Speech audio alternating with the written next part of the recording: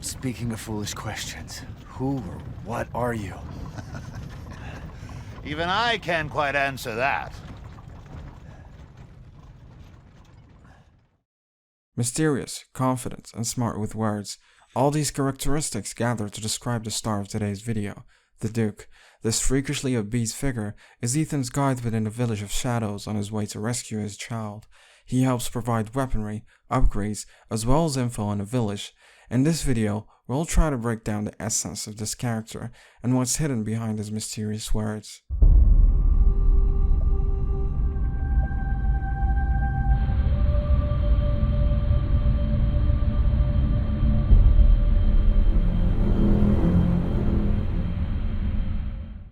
Like the merchant from Resident Evil 4, the Duke follows you with his cart, which seems hardly mobile, around the big village to provide help.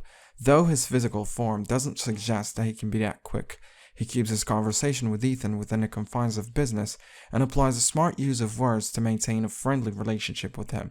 He provides Ethan with useful information from time to time to help create a bond between them and establish trust. However, he seems reluctant to share some of his secrets and does a great job of avoiding crucial questions, like when Ethan asks him, when they first meet, how the Duke knows his name. I've been waiting for you, Mr. Winters.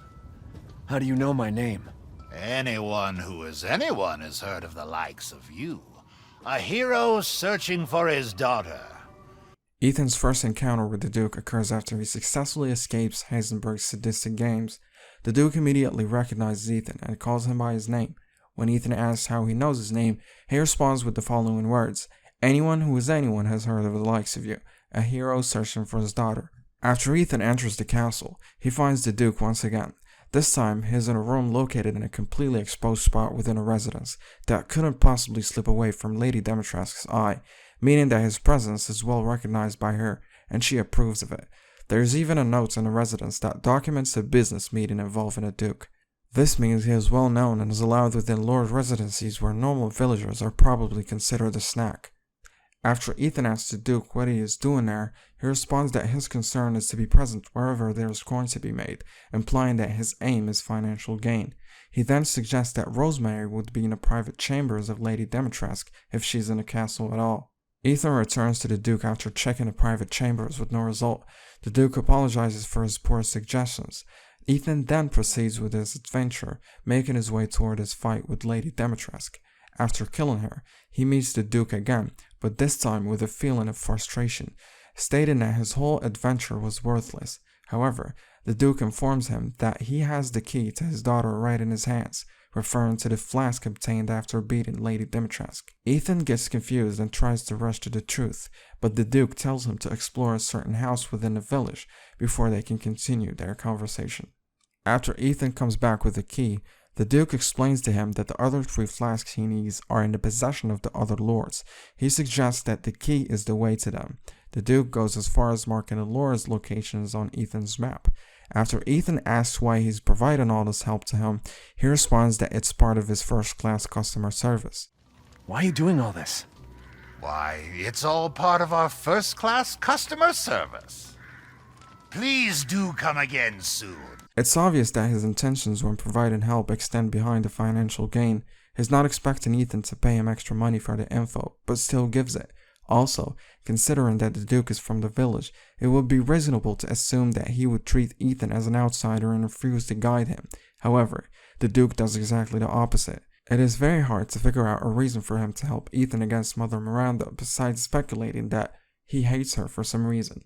We'll go back to this point later on in the video. Ethan has his final altercation with the Duke when he wakes up in his carriage after his encounter with Mother Miranda.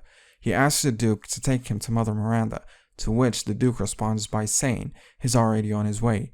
He asks Ethan, however, if he wants to go, as his physical condition was deteriorating, but then learns that Ethan is firm on his decision. As Ethan buys from the Duke one last time, the latter complains that Miranda was responsible for the destruction of his area of business, the village, which was his first expression of hatred toward her in the game.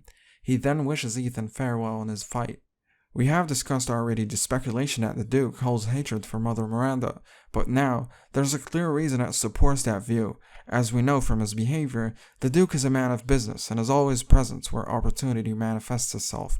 He has also made it clear that his intentions were to make money. Therefore, the destruction of the village meant a big impact on his career as a merchant and caused him a feeling of resentment toward Mother Miranda. This is all speculation, but it explains why he was so ready to help Ethan on his journey to get his daughter from her. Throughout the game, we find the Duke in places that were relatively safe, but never appropriate for parking a huge cart like his and conducting business. As the village was stormed with lichens, he always speaks with calmness and displays a complete disattachment to the horrifying events taking place near him. It's not clear why he is very composed under such circumstances, but don't forget that his original design looks a lot more monstrous than human, and may represent some hidden abilities that grant him safety in such a scary environment. Speaking of the original design, the Duke was to be one of the lords that serve under Mother Miranda. A concept art included in the bonuses section of Resident Evil Village confirms that he was always going to be a large character. It's clear from the concept art that his original design went for a far more grotesque look, as his facial expressions look a lot more monstrous. Additionally, in this version of his, the Duke is eating instead of reading a book. This, as well as the large presence of food in his cart, suggests that he's more addicted to food than the Duke we know, even though they look equally obese. His obesity, however, doesn't seem to impact his physical abilities, as he's able to follow Ethan with his huge cart effortlessly around the village. He also knows everything about the village, including Ethan's name, before he even met him, very much like an omnipresent character. All of this makes us wonder whether he was completely human or had something of mystery in him. After all, he was meant to be one of the lords according to his original description. So could it be that his original lore was partially guarded in a final game, granting him lord abilities that might explain his extreme quickness? If anything, his strange behavior could only signify that he isn't purely human.